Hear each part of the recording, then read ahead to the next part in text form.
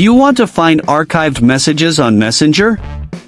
You can see archived messages in Facebook Messenger with just a few simple steps. Hello everyone, welcome back to our new video. In this short video tutorial, I will show you how to find archived messages on Messenger.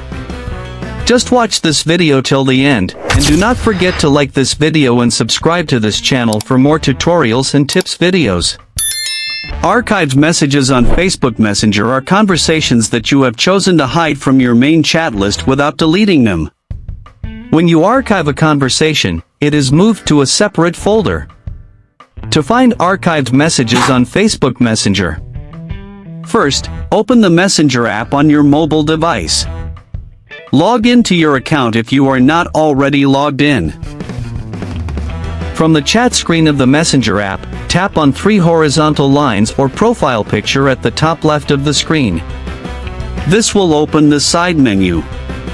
In the left menu, look for Archive and tap on it.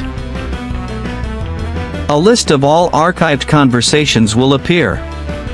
Click on any conversation to open and view the archived messages.